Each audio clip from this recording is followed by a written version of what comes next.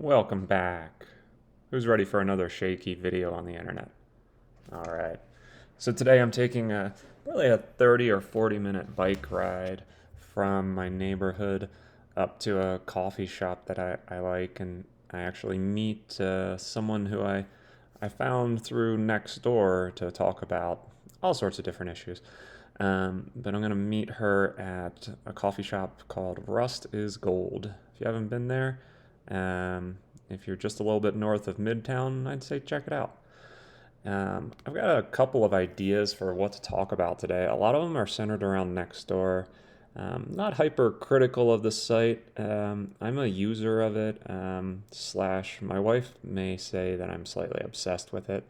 I find it really interesting. I think it serves a part of the local community that other internet sites just don't tap into, namely a certain portion of the internet that seem to be older. A lot of them are homeowners, and I suppose I'm on the at least on the age scale, on the low end of that, in my early 40s. But Nextdoor gives me an opportunity to feel like I am talking to neighbors who I don't know how to find in any other way. I imagine they're also on sites like Facebook, probably less likely to be on sites like Reddit, and certainly not in like a Discord server. If you don't know what that is, you can search for like Albuquerque Discord. So it's a unique little slice of the neighborhood in my experience. Maybe it's because when you move into a neighborhood, there's a lot of like physical invitation to Nextdoor. I got a postcard when I moved into my house, and that's what first invited me. And there is sort of a community aspect to Nextdoor. Perhaps I'm just not involved enough. I think there's a lot of debate that anyone can see if they're just looking through a news feed. Um, and I have, in the past, I don't know, 6 months to a year, I've started reaching out to more people in person, and I've met a lot of good people through Nextdoor. I don't necessarily agree with them very easily on political topics or other things, but we get along well, and they're fruitful friendships. And so it really made me reconsider some of the negativity I had when I just read the news feed, and I thought, man, nobody agrees about anything. People are not very civil. There's a lot of distrust. There's a lot of anxiety, a lot of fear, even a few calls almost pretty overtly for violence. There's a lot of class warfare. There's a lot that's discouraging. I don't know if other people have experienced this, but one of the things I've noticed is that when I talk to other people who are usually they're younger, they're in the, let's say, 20 to 50-year-old bracket, about Nextdoor, if they know about it, they're often not fans. They kind of groan and they're like, "Oh yeah, I've seen that. That place is rough." And I'm trying to determine my own relationship with Nextdoor because I use it fairly frequently. Um, Not to have polemic arguments, but to try and see what's going on locally. How can I meet people? How can it be used for what I imagine its best case purpose is, and that is to connect neighbors in kind of a fruitful way. Um, I don't know how many people in my neighborhood actually use it. I know Nextdoor will allow you to see how many neighbors are signed up, but I don't. I mean active users. I mean users who actually would respond. A couple of weeks ago, I posted to ask about if anyone in my neighborhood can give me contact information for people within the neighborhood association because our neighborhood association website is slightly out of date with some of its contact information. And I got one response, and yeah, I think that is telling in terms of I only got one response, and the neighborhood association members don't seem to be on there. I have since then met people on the neighborhood association, and um, I don't believe that they really spend much time on Nextdoor. They're busy with other things, or for a variety of reasons, not necessarily because they know of the platform and actively try not to use it. So it's interesting to see what is the actual presence of NextDoor's influence in the community. Is it a net positive? Is it a net negative? Um, I think that's highly obviously that's very debatable, but I'm hoping that I can help it to, at least in my little neck of the woods, be a little bit more positive. I like to meet people from next door. I find that as long as we're not meeting to essentially beat each other up, it typically results in um, a deeper understanding and deeper respect for the other person. I'm sure it could not go that way. Certainly be cautious in who you meet and think about it, meet in public places, things like that. But I've had very good experiences. I don't know how many people I've met through Nextdoor. Let's say a little bit north of 10. And it's all been very good. And through those Nextdoor meetings, I've also met other people. I think it feels very rewarding to me not to just keep interactions in the digital social space, but really to move them into, so-called meat space, into the real world.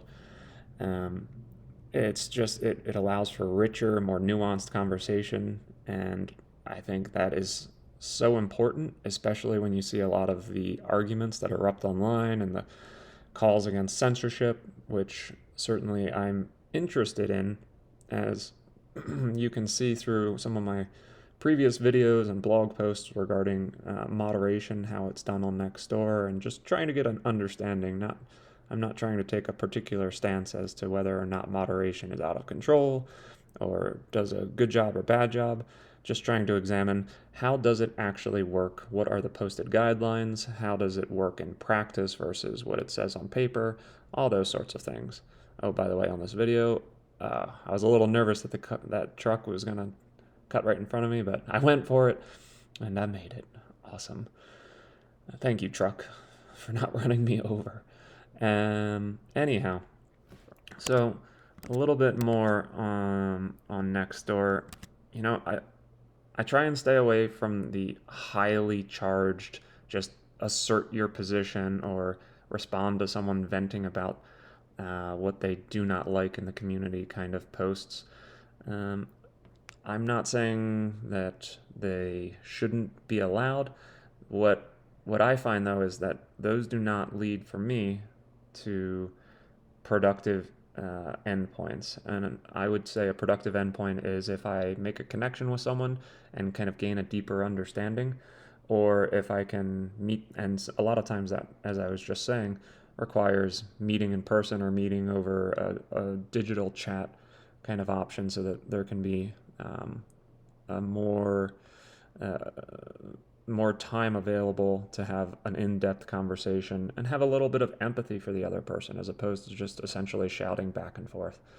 The shouting back and forth, it's just not that interesting. I don't think it doesn't add much, and at worst, I think it can feel alienating. It can really make you feel like, man, I'm not going to get along with anyone in my community. Um, and that's unfortunate because I think that's the experience a lot of people have had on Facebook, on so many of the social media platforms. And with good reason because that is out there. I avoid those conversations in an effort to, if you will, sort of like play with my own emotions and not trigger that feeling of despair that comes along with not even debates, um, just antagonism on both sides, independent of well-formed arguments, and then moderation, which may or may not be employed well. Well, hello, doggies. um, Anyhow, I think Nextdoor is useful. I hope to keep using it. I don't wish to run afoul of any of the moderation. I don't think I do, despite essentially having one post. If you look back on my blog post, I had one comment that was flagged for violating rules. Um, According to me, I certainly did not violate the rule that was listed there. There's a little tongue-in-cheek joke, but very tame. And I think it was just someone who was frustrated that I was talking about moderation, and so they decided to kind of give me a taste of my own medicine, which I don't really mind. I think it was a fruitful experiment to see, to get a first-hand experience of how moderation on the platform works, which is so-so. You know, I haven't had, um, I haven't really engaged deeply in online groups for a little while now, but I was a computer programmer. I've seen many mailing lists that I've been involved with. I've seen many so-called flame wars arguments that erupted on mailing lists. I saw how tempers would flare, and then there would be sometimes pretty thoughtful responses to that from the people who are more in charge of those communities.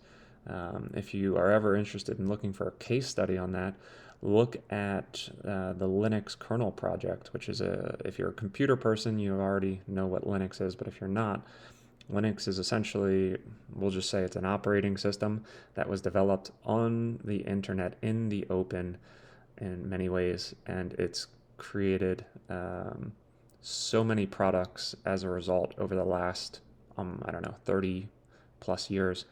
Books have been written. There's a really interesting book called The Cathedral and the Bazaar. Um, and if you look that up, that can be pretty interesting exploration of how communities develop in the wild, if you will, and how control is employed and how chaos is a necessary part of the equation. I don't know how NextDoor fits into that, being a commercial company with commercial interests, yet also wanting to make their product um, working together with community. I think those two things are a hard marriage to make.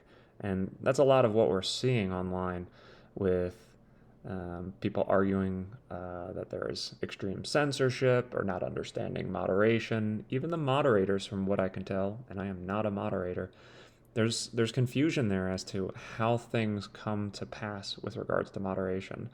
There are multiple levels, and the parent company of NextDoor, I don't know if it's called NextDoor, it might be another name, they have ultimate control, and it's really hard to know when they make an action and why they made that action, even if you're on the review team, even if you're a lead. And that leads to a general state of not really knowing what the rules are.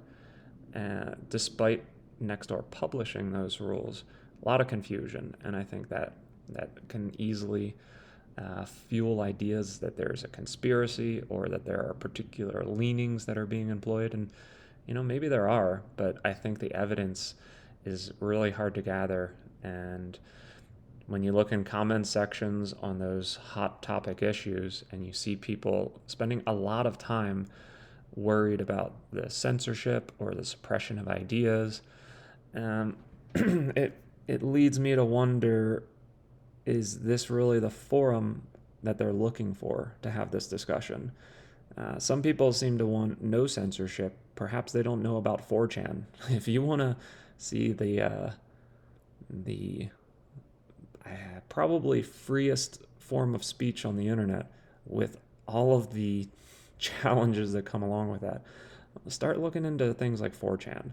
And good luck. It is a tough place to exist. Moderation, in my opinion, is an important piece of having some civil discourse on the internet.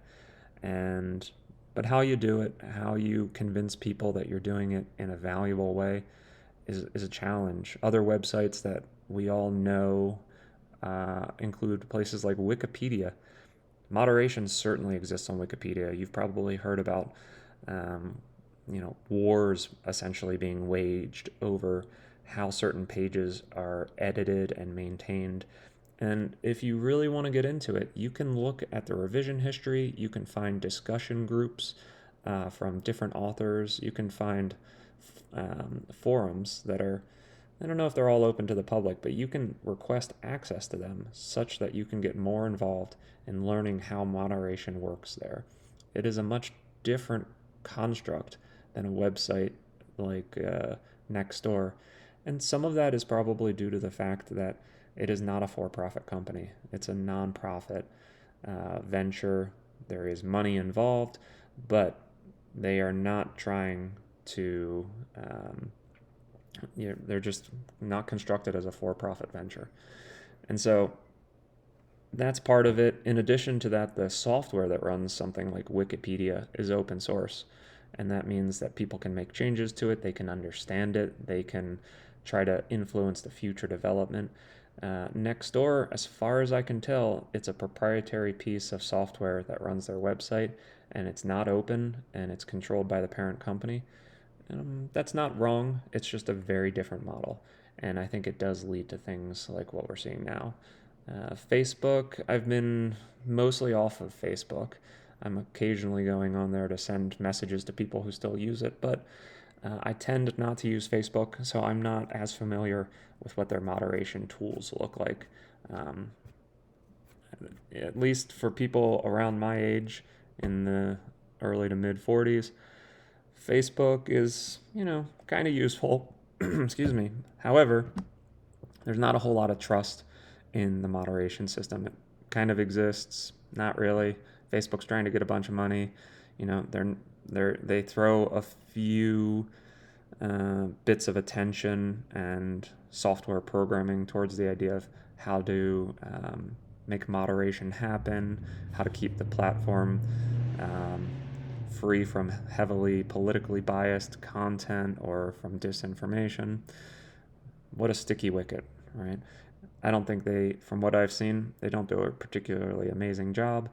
And they're just different than NextDoor. I'm less interested in Facebook. I'm more interested in the local aspect of NextDoor, which kind of brings me to the point of I've looked for alternatives to NextDoor to see, is there something else that I should put my time into, and something else that fulfills what I'm looking for with this connection to neighbors. I haven't found it.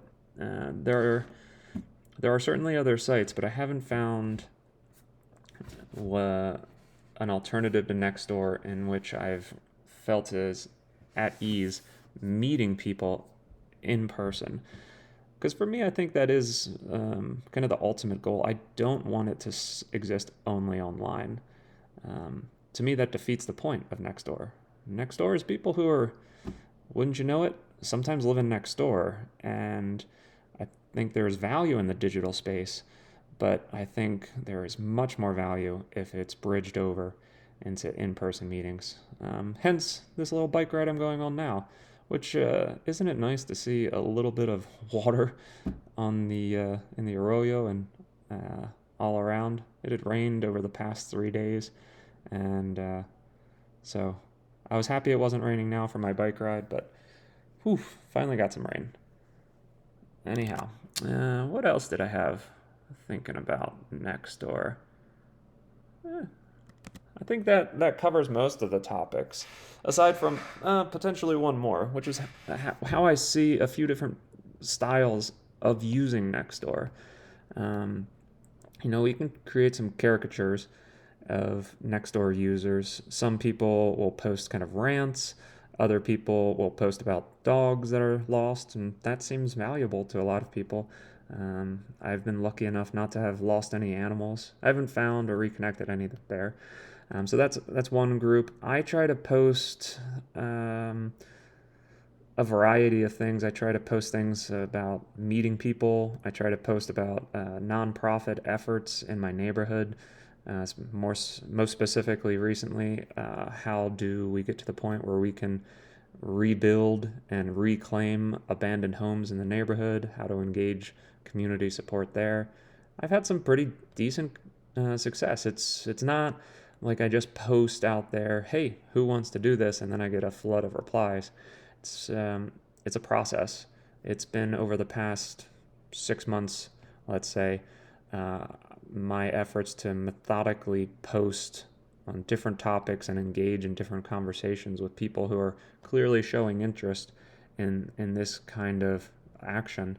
And I've slowly accumulated a pretty good list of contacts for people who are already working in the community, who are interested in working in the community, or who have different ideas about how they would like to see action happen.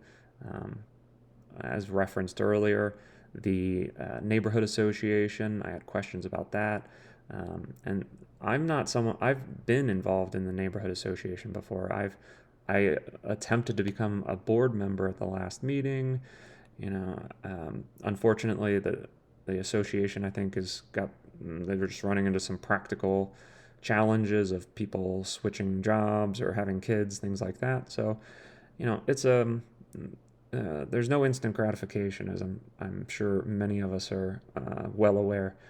But NextDoor has been really valuable in connecting me with neighbors who have information and who are able to help me move forward in what I think I'm trying to accomplish, which is a combination of rebuilding homes that no one is using, that are condemned, and that the city is not able to respond to quickly enough. And then also just general community building. How do you meet your neighbors? How do you know more people? I think a lot of us feel, not just on Nextdoor, but in our physical communities, this isolation from each other. I might wave to a neighbor. If you're out walking your dogs, you can wave to other people walking their dogs. But it's hard to get to know people. It's hard to feel a sense of community. It's hard to know everybody on your street, their name. And I don't necessarily advocate that you get deeply involved in their lives, but it would be nice to know if they said, I'm going out of town for a week. Could you water my plants? Little things, basic things, communal things that I think for whatever reasons have fallen away. Not just on my street, not just in my neighborhood, but really across the board. And it's for a variety of reasons. I'm not claiming to have any turnkey answers, but I do investigate this problem pretty extensively. There's a lot of literature on it, um, and there are a lot of people who are trying to change it. And it's hard because I'm coming from a place where if you notice that community does not exist in your neighborhood, you're part of the problem, just like I am. We perpetuate these things. It's hard not to. Um, I say problem, and that might sound a little aggressive, but it is. I think it is a problem, and to think that it's everyone else but not us is part of the problem. I need to confront that on my own. How do you reach out in a respectful way, but still you make the effort? You reach out and you try to engage, and if someone doesn't reciprocate, that's fine. There's other people. My experience has been that the vast majority of people, they do want to have some interaction. They do want something more from their neighborhood, even if they're not pursuing it. They are happy if you set a tone that, oh, we can have a nice little conversation. We can just basically get to know each other. It, I'm not trying to scam you. I'm not trying to get in your house. I'm not trying to be your best friend. You can really have some nice interactions that don't have to go all that deep or require that much from either participant. But they could. There's also potential, and that potential of more action communally, I think, is what I'm pursuing in what I'm calling Stronger Fair West. Stronger being pretty obvious, and Fair West being my neighborhood. I want some of these abandoned homes that everybody just wishes the city or somebody would do something with. I want to be the person or to be the entity, to be part of the group that does something with them. And I've been talking to a lot of people. I know other people also want these things.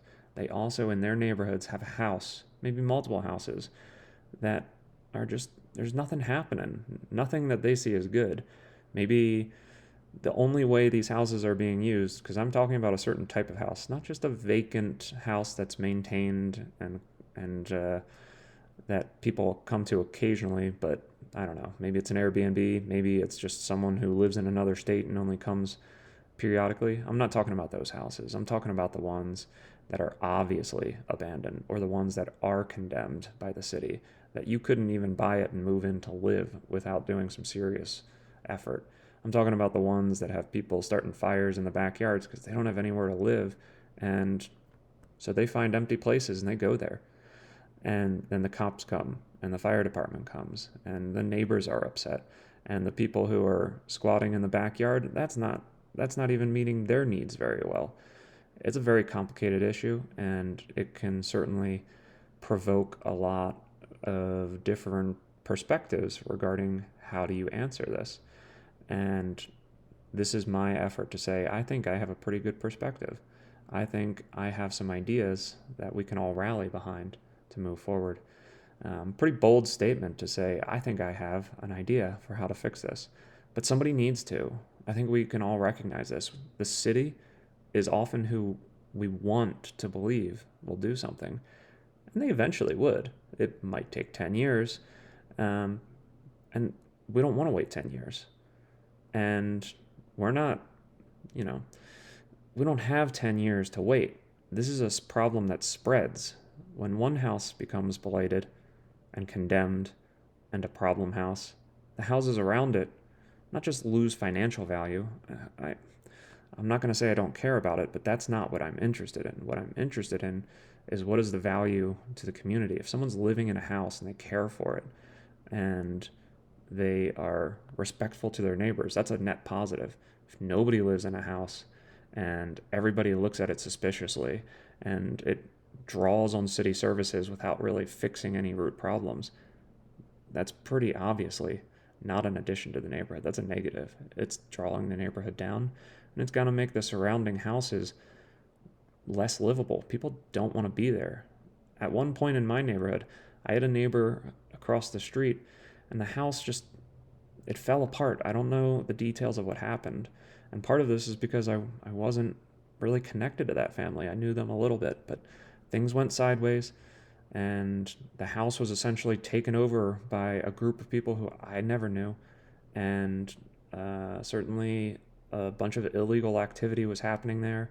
There were young children who were in danger. They were taken out of the house. The cops came, SWAT came. It was just every week there was a new event, and it was never good. It went on for nearly 2 years, and I thought during those 2 years, I gotta move. This is not safe. I do not want to see people exchanging random duffel bags in front of the house at 2 in the morning. I'm going to get shot. Like, that's the reality that I think we're all worried about. Is it true? I don't know, but I felt unsafe, and that's no good. I don't want that. Nobody wants that. So this Strengthen Fair West, this is an effort to try and reduce those occurrences. And they're still going to happen. There's still going to be all of those scary events, and scary and unsafe are subjective states of being. And so everybody's got different levels. You could live in a very nice neighborhood and still feel unsafe to go walk on the sidewalk. So I'm not saying that this is a solution to everyone's feeling of how to feel safer. But what I am saying is there are homes that have a much higher percentage of creating these feelings that most people perceive as unsafe, and myself included. Things that, like if the home is abandoned, if it can be taken over, if we have no idea what's happening, if everything in the front yard is broken glass and overgrown weeds, things like that. How do you bring that house back into a productive state? That's what we need to do. That's what I want to do. And that's why I reach out to so many people on NextDoor. Not necessarily people in my neighborhood who are going to do it, but I need to determine how viable is this idea. How do I actually do it? It's great to have a YouTube video and talk about things and to have a little bit of enthusiasm, but how do you turn this idea into action? How do you actually get this house? How do you repair this house? How do you move forward? There are organizations out there already. I've posed this question on Nextdoor, and a lot of why I know of these organizations and who to reach out to is because of the donated information from Nextdoor members. So thank you for that. People would tell me about Albuquerque's Habitat for Humanity, HomeWise, which is another local nonprofit, all sorts of different kind of entities out there. I'm actively speaking with different people within Habitat for Humanity as I try to better understand what their model is, how they acquire and build homes, acquire properties, I suppose, or properties with homes. Do they repair? And so I'm learning about that organization to determine, is the work that I'm doing, how compatible is it? Can I leverage their existing efforts? Can I become a volunteer with them? Things along those lines. But I think there's also a chance that in my neighborhood, there are 5 homes in particular that I am considering because they have been condemned and I have not seen any progress with them for years. As I'm sure a number of us can relate to, I've seen the steady decline over the years. No signs of progress. It's just getting worse and worse. I don't doubt that people could come in, buy, destroy, or repair the homes and flip them, but it doesn't seem to be happening. And I think people in the neighborhood, have mixed feelings. I should say, I have mixed feelings on house flippers. It's okay, but it's not the best. I am interested in seeing what alternative to the conventional house flipping approach there is. How can we do this less expensively? How can we try to make sure that people who we want in the neighborhood, who probably already live near or in the neighborhood, but they don't own, how can we get those people into houses? How can we build a stronger community without necessarily gentrifying it by bringing in wealthy people who don't live here already, buying houses for an inflated amount of money? And yeah, I guess it drives up the value for homeowners, but it also has the consequence, I believe, of leaving a lot of houses vacant, because these vacant homes, unfortunately, they're in a neighborhood where houses are priced in $200,000 to $300,000 ranges, and the owners of these vacant homes think, I'm not selling for less. And then it doesn't make financial sense to try and acquire one of these anywhere close to as if the house was in a livable state. So they just sit and wait because the owner has no financial interest to do anything with it, no motivation. And you can talk about how the city needs to do fines and how the city needs to take faster action. And personally, I would agree with you. And I would also not believe that the city is anytime soon going to change that. I don't think they have the capacity to. I think they have the will. I just don't think they have the capacity. They haven't shown with what current resources they have that they're able to be adequately staffed to move on and enforce the rules in a timely manner. And there's no signs that I see that the city is going to come into more taxes, more property taxes anytime soon, which is largely how the city is going to make money and be able to operate. And therefore, I don't think it's prudent to think that the city, just because we wish it, is going to operate any faster. However, if we are able to get people into houses and we are able to take the place and supplement, not replace, but supplement what the city is doing and expedite it in various fashions and engage the community, I think that'll lead to a lot of progress. Oh, I guess I reached the end of the video. Enjoy the black screen. Talk to you next time.